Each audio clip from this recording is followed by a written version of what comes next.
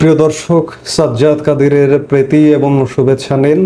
এই মুহূর্তে আপনাদের সামনে কথা বলতে এসছি ভারত পাকিস্তান পরিস্থিতি কোন পথে, পাক সেনাপ্রধান কি নিখোঁজ, এই প্রসঙ্গটি নিয়ে আপনাদের সামনে এই মুহূর্তে কথা বলবো। আপনারা জানেন যে গত 22 এপ্রিল মঙ্গলবার জম্মু কাশ্মীরের পহেলগাঁওয়ে এক জঙ্গি হামলাকে কেন্দ্র করে ভারত এবং পাকিস্তান পাল্টাপাল্টি ব্যবস্থার মধ্য দিয়ে যাচ্ছে। ইতিমধ্যে এক সপ্তাহ পেরিয়ে গেছে। এই এক সপ্তাহের মধ্যে অন্ততপক্ষে গত 4 দিন, বৃহস্পতিবার রাত থেকে শুরু হয়ে গেছে, গতকাল রোববার রাতেও জম্মু কাশ্মীর সীমান্তে পাকিস্তানি বাহিনী ভারতীয় বাহিনীকে গুলি করছে, ভারতীয় বাহিনী পাল্টা জবাব দিচ্ছে।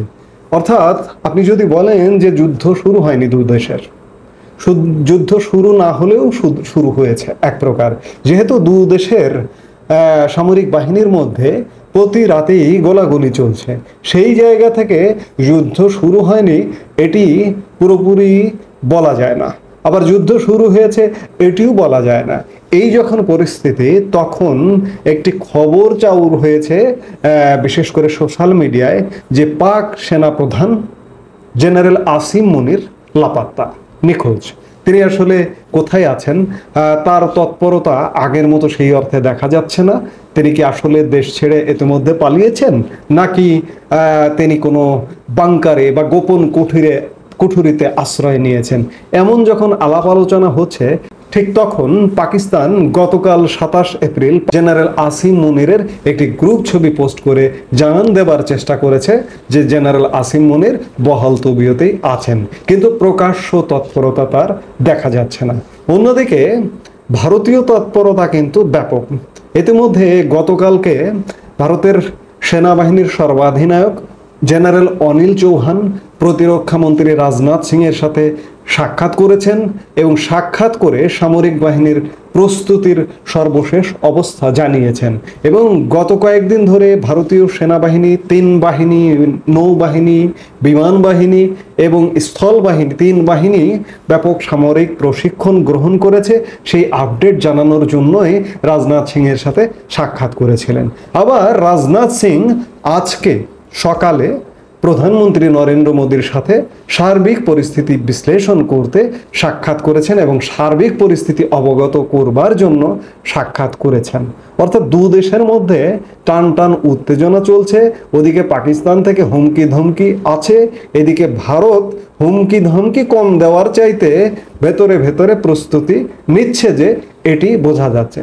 শেষ পর্যন্ত কি আসলে এটি যুদ্ধের ময়দানে গড়াবে, এমন প্রশ্নও কিন্তু দেখা দিচ্ছে যে আসলে কি ভারত পাকিস্তান যুদ্ধ লাগছে কিনা।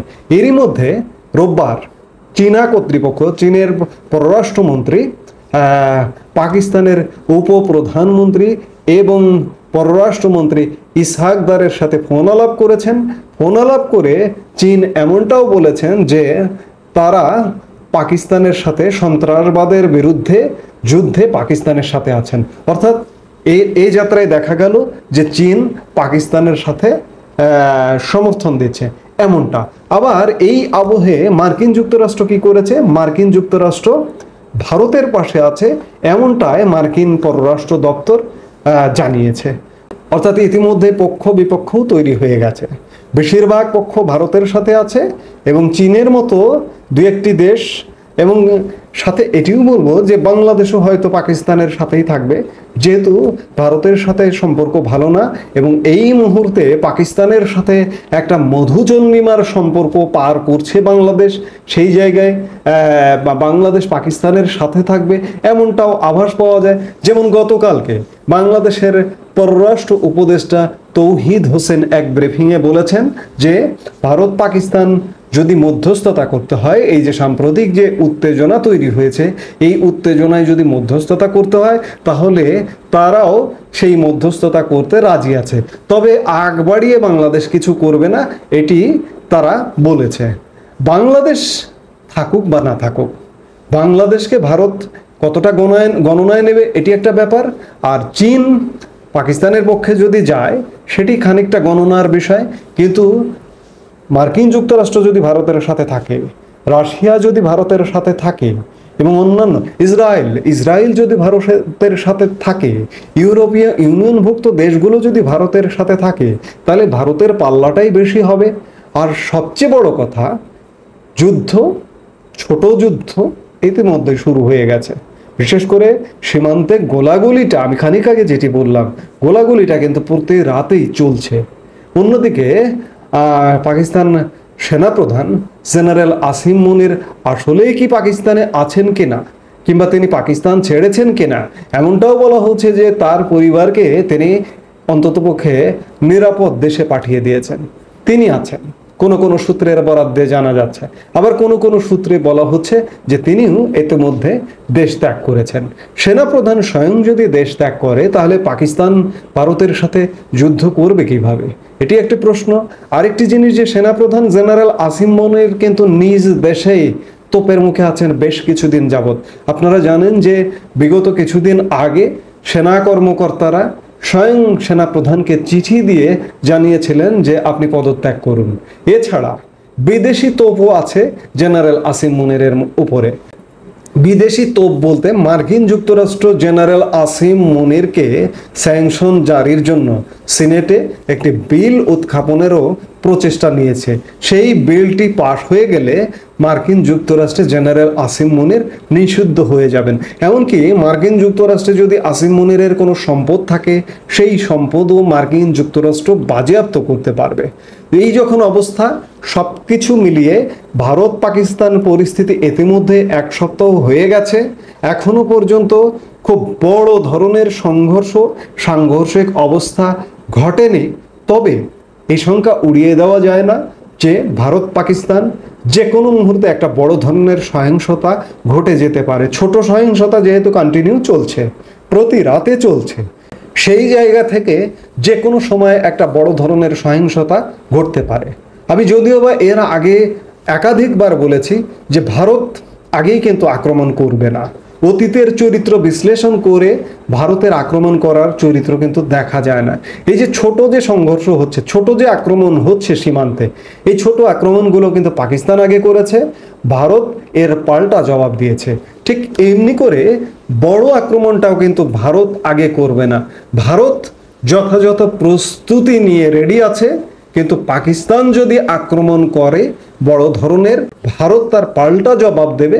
সেই জবাব দেওয়ার যথাযথ প্রস্তুতি নিয়ে বসে আছে বলেই মনে হচ্ছে।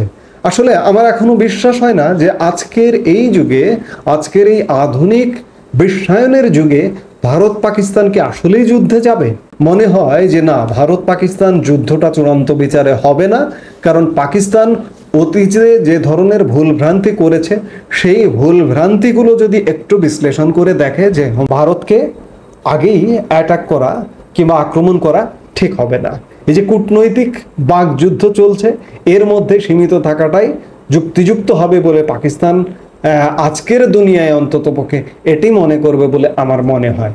এখন শেষ পরিস্থিতি, শেষ পরিণতি কি হয় সেটি দেখবার জন্য আমরা এক সপ্তাহ অপেক্ষা করেছি। আরও 15 দিন, 7 দিন কিংবা 1 মাস। আমি শুরুর দিকের একটি ভিডিওতে বলেছিলাম যে মে মাস নাগাদ, মধ্য মে কিংবা মে মাস নাগাদ যুদ্ধ যদি শুরু হয়, শুরু হতে পারে, কিংবা মে মাস নাগাদ যদি যুদ্ধ না শুরু হয়, তাহলে হয়তো যুদ্ধটা হবে না। আমরা শান্তির বার্তা দিতে পারি, আমরা শান্তি চাই, আমরা যুদ্ধ চাই না। ভারত পাকিস্তান প্রতিবেশী দেশ, এই দেশ দুটি পারস্পরিক আলোচনা কিংবা মধ্যস্থতাকারীর মাধ্যমে ইতিমধ্যে পৃথিবীর বেশ কয়েকটি দেশ, ইরান, সৌদি আরব মধ্যস্থতা করবার আগ্রহ প্রকাশ করেছে। আমরা আশা করব মধ্যস্থতা করে দুদেশ একটি শান্তিপূর্ণ সহাবস্থানের মধ্যে অবস্থান করবে। যেহেতু প্রতিবেশী, পাশাপাশি বসবাস করি, এমনকি বাংলাদেশও ভারতের সাথে শান্তিপূর্ণ অবস্থানে বসবাস করবে, পাকিস্তানের সাথে শান্তিপূর্ণ অবস্থান করবে, এবং ভারত সবাইকে নিয়ে, ভারত এই অঞ্চলের সবচেয়ে বড় রাষ্ট্র, বিশেষ করে দক্ষিণ এশিয়ার, সবাইকে নিয়ে একটা শান্তিপূর্ণ সহাবস্থানে বসবাস করবে। আমরা সেটাই প্রত্যাশা করব, শেষ বিচারে আমাদের সেটাই প্রত্যাশা। এই মুহূর্তে এ পর্যন্তই। সবাই ভালো থাকুন, সুস্থ থাকুন। আমাদের ভিডিওগুলো নিয়মিত পেতে সাবস্ক্রাইব করুন Sajjad Kadir and the legends YouTube channel, এবং লাইক, কমেন্ট, শেয়ার করে সাথে থাকুন।